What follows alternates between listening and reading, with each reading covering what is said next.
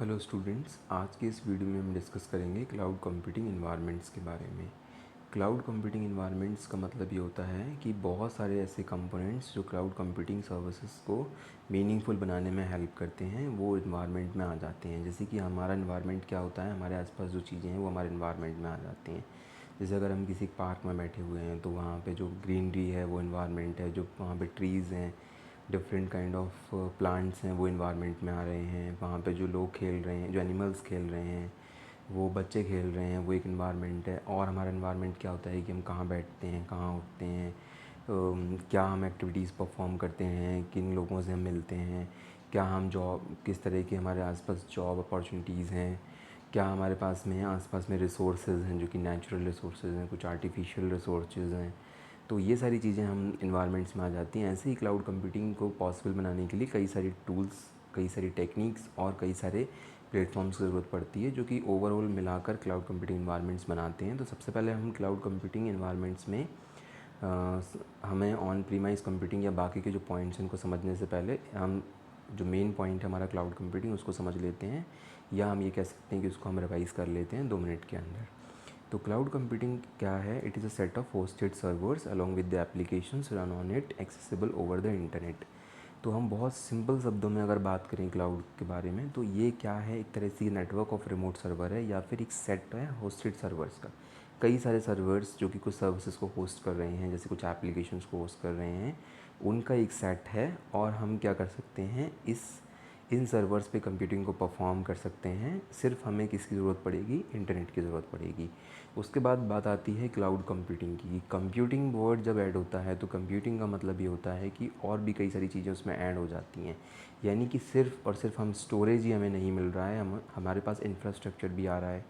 यानी कि हम हार्डवेयर भी परचेज़ कर सकते हैं क्लाउड से। हार्डवेयर सर्विसेज को as a infrastructure as a service की तरह भी एक्सेस कर सकते हैं, जैसे कि हमने प्रीवियस वीडियो में डिस्कस किया था जहाँ हमने क्लाउड कंप्यूटिंग सर्विसेज डिस्कस की थी। फिर प्लेटफॉर्म्स जो हैं वो भी हमें अवेलेबल हो जाते हैं और हमारे कई सारे सॉफ्टवेयर्स भी हमारे लिए अवेलेबल हैं। ये सारी चीज़ें जो होती हैं इनको हम सर्विसेज बोलते हैं।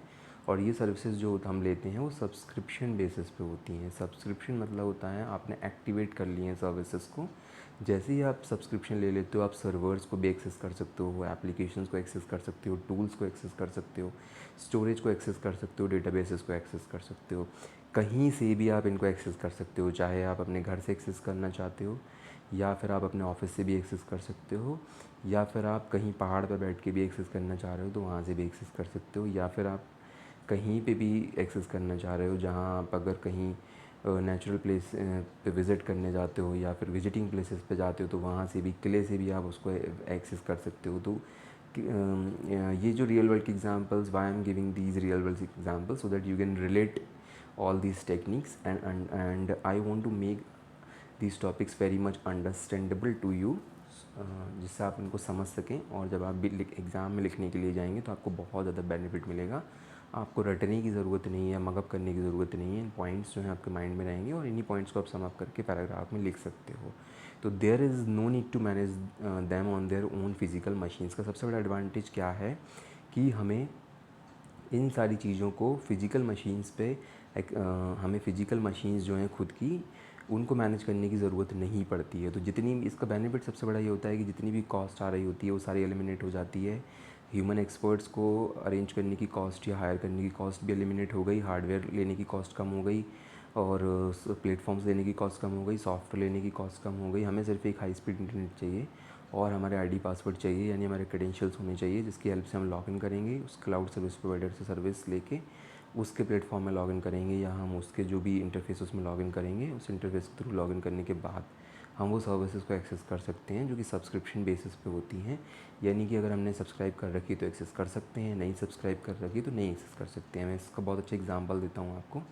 कोई भी आप OTT प्लेटफॉर्म का एग्जांपल ले लें, जैसे आप डिज़नी प्लस हॉटस्टार का एग्जांपल ले लें, तो it is a OTT platform, it is an OTT platform.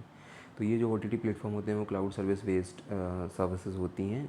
तो वहाँ पर आपने देखा होगा कि आपको अगर 1 महीने के लिए कोई भी और स्ट्रीमिंग यूज़ करनी है तो आपको 1 महीने के लिए जो नई मूवीज़ आई हैं, जो वीडियोज़ हैं, जो वेब सीरीज़ हैं, उनको एक्सेस करना है तो आपको सब्सक्रिप्शन लेना पड़ेगा।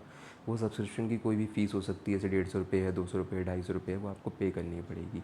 तो अगर आप 3 महीने का सब्सक्रिप्शन लेना चाहते हैं तो आप 3 महीने का सब्सक्रिप्शन ले सकते हैं। आप 6 मंथ्स का सब्सक्रिप्शन लेना चाहते हैं तो वो भी प्लान होता है, और अगर आप 1 मंथ का सब्सक्रिप्शन लेना चाहते हैं वो भी प्लान होता है। तो आप किसी भी टाइम प्लान जो है उसको एक्टिवेट कर सकते हैं, किसी भी प्लान को डीएक्टिवेट कर सकते हैं।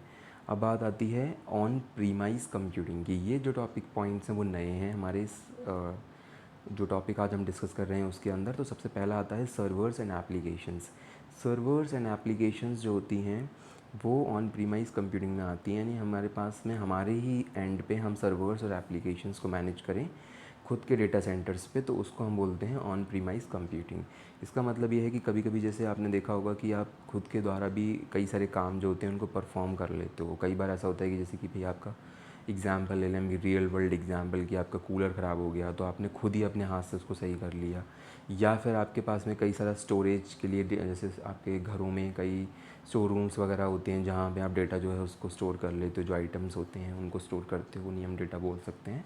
जो आइटम्स आपने स्टोर कर लिए, तो यानी खुद का आपके पास में एक स्टोरेज सिस्टम है, या आपके पास कोई गोडाउन है, आप कोई एक एजेंसी लेते हैं जहाँ पर आप चाय बेचते हैं, उस चाय की एजेंसी है, नमक की एजेंसी है, तो उसके पैकेट्स जो हैं वो आप अपने अपने ही एंड पे स्टोर कर लेते हैं। यानी खुद का ही आपके गोडाउंस होते हैं जहाँ पर आप अपना जो माल है उस माल को इकट्ठा करके रख सकते हैं। आपको थर्ड पार्टी जो है उसको इन्वॉल्वमेंट की ज़रूरत नहीं होती। तो ऑन प्रीमाइस कंप्यूटिंग में थर्ड पार्टी इन्वॉल्व नहीं होता है, यानी कि आप किसी और की स्पेस अगर ले लें अगर आप, तो उसको आप थर्ड पार्टी कह सकते हैं, और वहाँ पे आप अपना सामान रख देते हैं जो कि आप कस्टमर को डायरेक्ट बेच रहे हैं, तो फिर आप बोल सकते हैं कि आपने थर्ड पार्टी को इन्वॉल्व कर लिया। लेकिन आप किसी भी व्यक्ति से हेल्प नहीं ले रहे हैं, ना ही उसकी प्रॉपर्टी यूज़ कर रहे हैं, ना ही उसका स्पेस यूज़ कर रहे हैं। तो जब आप उसका स्पेस और प्रॉपर्टी यूज़ नहीं कर रहे हैं तो उसका मतलब थर्ड पार्टी इन्वॉल्व नहीं है। तो यहाँ पर जो एंटायर ओनरशिप होती है वो हमारी क्या होती है, खुद की होती है। इसके बाद आता है complete data visibility and control. जो डेटा की विजिबिलिटी होती है, जो कंट्रोल होता है वो बहुत ज़्यादा होता है, यानी कि हम खुद देख सकते हैं अपने कस्टमर्स के डेटा को, तो विजिबिलिटी भी बढ़ जाती है। दूसरा क्या है, हमारे कस्टमर्स का डेटा हमारे पास में ही रहता है तो हमारे पास उसका कंट्रोल भी रहता है, यानी कि हम खुद कंट्रोल कर सकते हैं कि बाकी के जो लोग हैं वो, बाकी के जो अदर ऑर्गेनाइजेशंस हैं वो डेटा को नहीं देख सकती, हमारे पास खुद कंट्रोल होता है। अब सवाल आता है कि क्या हम अपनी नीड्स को स्केल अप कर सकते हैं, तो हम बिल्कुल कर सकते हैं। हम अपनी जो नीड्स हैं उनको स्केल अप कर सकते हैं। दैट मीन्स जो भी हमारे पास में सर्वर्स हैं उनकी, अगर कोई हमारे पास 5 सर्वर है, हमें एक सर्वर और चाहिए तो हम 6 सर्वर लगा सकते हैं।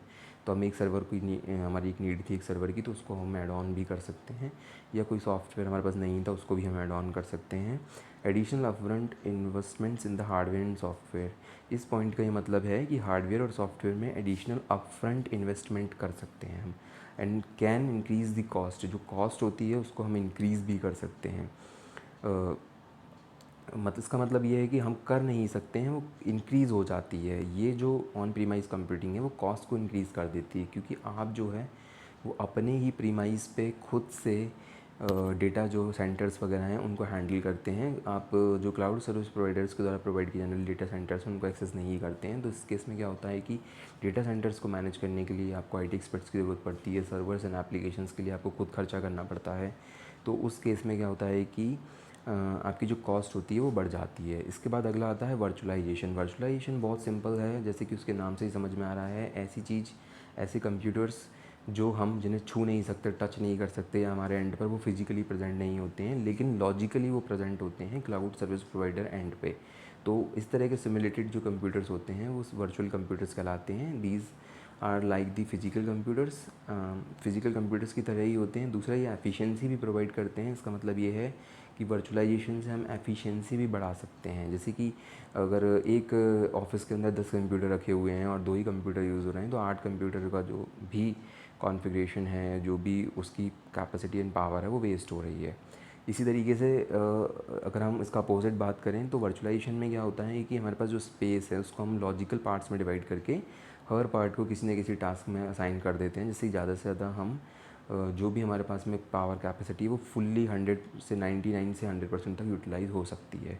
उसके बाद आता है multiple VMs in the same machine. एक ही मशीन में मल्टीपल VMs हो सकते हैं, जैसे अभी जस्ट मैंने 2 मिनट पहले आपको एग्जांपल दिया। तो एक मशीन में मल्टीपल वर्चुअल मशीन्स भी हो सकती हैं। इसका मतलब ये है कि एक आपके पास मशीन है, उसमें आप वर्चुअल मशीन बना लो जिसमें आप एक फर्स्ट वाले पार्ट में आपने ओएस इंस्टॉल कर लिए तो ऑपरेटिंग सिस्टम आपका हो गया, विंडो आपने इंस्टॉल कर ली तो विंडो हो गया, तो एक विंडो मशीन हो गई। दूसरे वाले पार्ट में आपने लिनक्स कर लिया तो लिनक्स मशीन हो गई। तीसरे वाले पार्ट में आपने एप्पल का मैकिन्टोश कर दिया या सन माइक्रोसिस्टम का सन जो ओएस है वो आपने डाल दिया उसमें, तो वो तीसरी मशीन हो गई। तो वर्चुअलाइजेशन को हम डिटेल में डिस्कस करेंगे आने वाले वीडियोस में, जहाँ पर हम बहुत ज़्यादा डिटेल में जाके देखेंगे हर तरह के वर्चुअलाइजेशन को। तो we can serve the multiple customers at the same time, हम सेम टाइम पर ही कई सारे कस्टमर्स जो होते हैं उनको सर्व कर सकते हैं।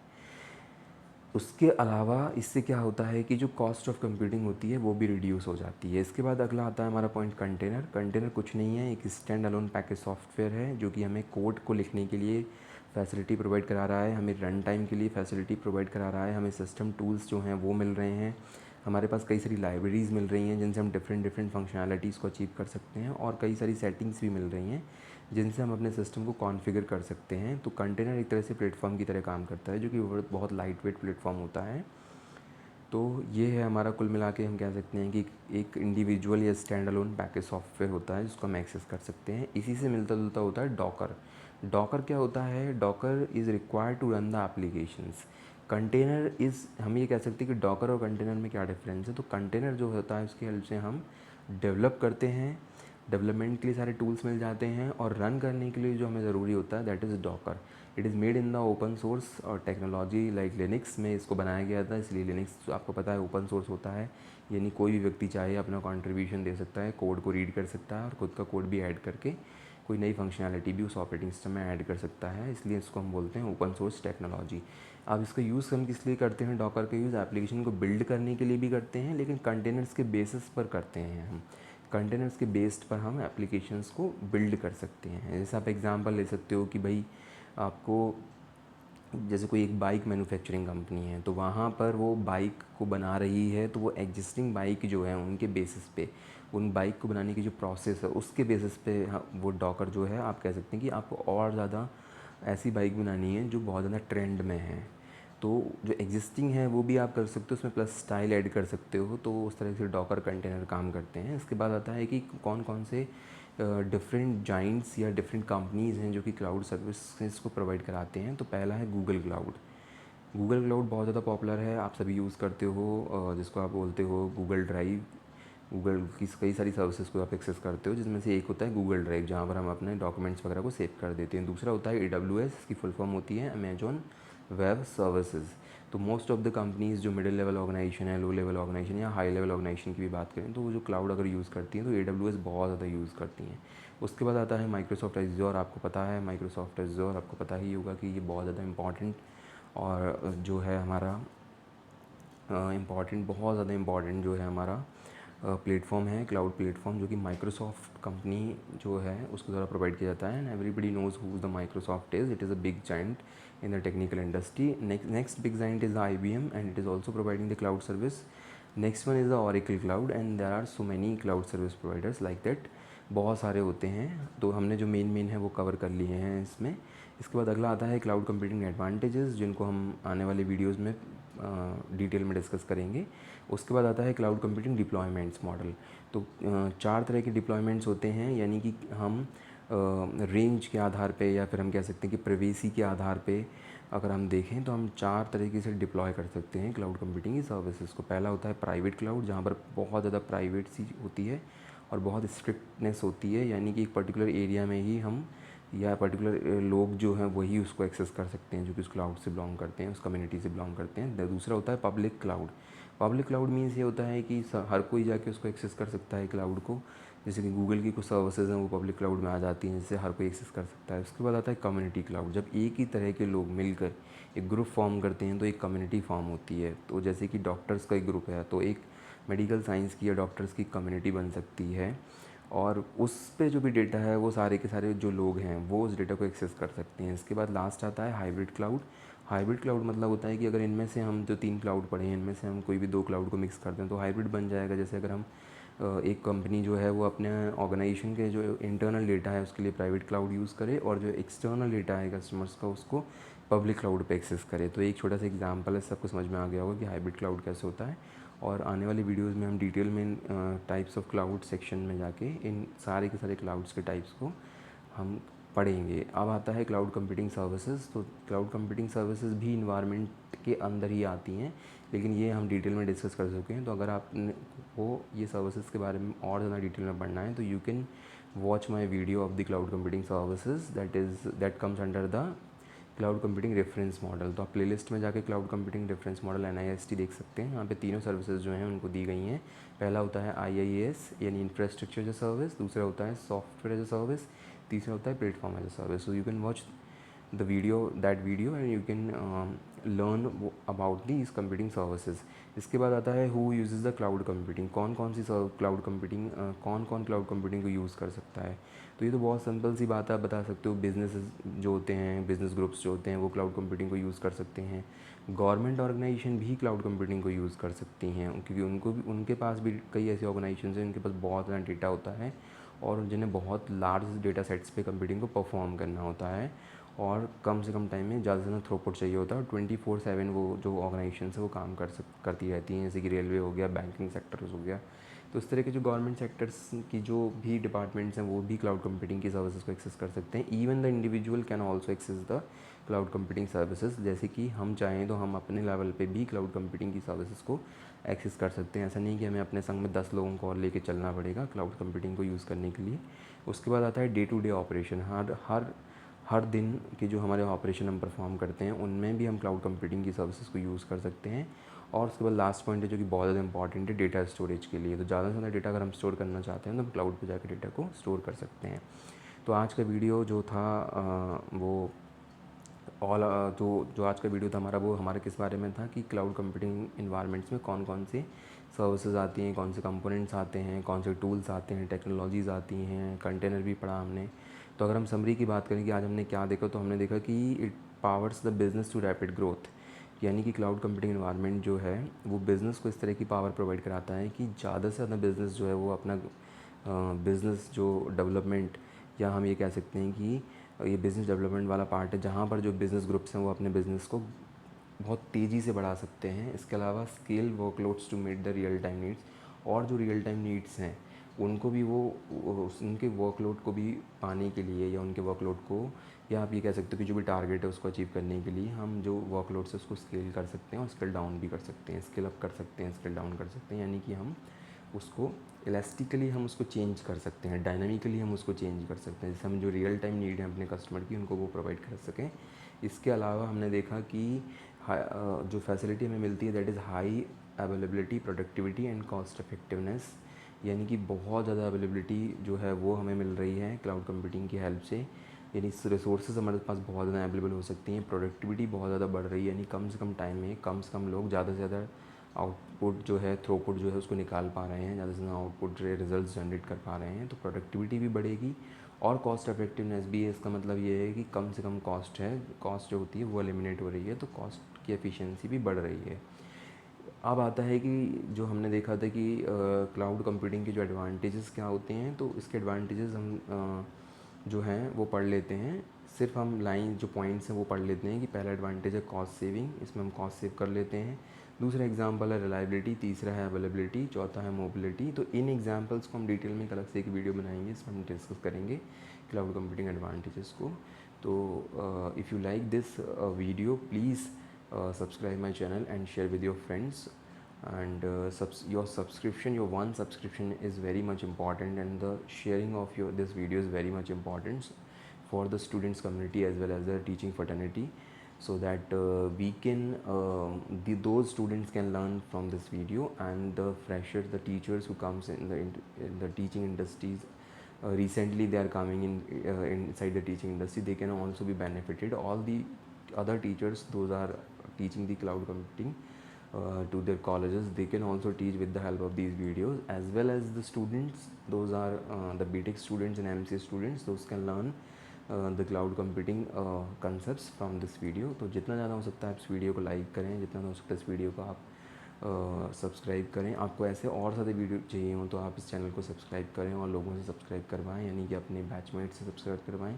अगर टीचर्स को अच्छा लगता है तो वो खुद सब्सक्राइब करें और भी अपने साथ वाले टीचर्स को सब्सक्राइब करवाएं, और इस चैनल को आप जितना ज़्यादा इसकी लिंक जो है जितना शेयर कर सकते हैं अपने फ्रेंड्स, फैमिली और जो बैचमेट्स हैं या फिर आपके जो एसोसिएट्स हैं उनके साथ जितना ज़्यादा हो सकता है आप शेयर करेंगे तो उतना ही जो हमारा आईटी सेक्टर है या हम कह सकते हैं कि हमारा जो एकेडमिक सेक्टर है उसमें बहुत ज़्यादा बेनिफिट्स होने वाले हैं। उसी तरीके से अगर हम देखें लॉन्ग टर्म में सोसाइटी में बहुत ज़्यादा अपना बेनिफिट या कंट्रीब्यूशन दे सकते हैं।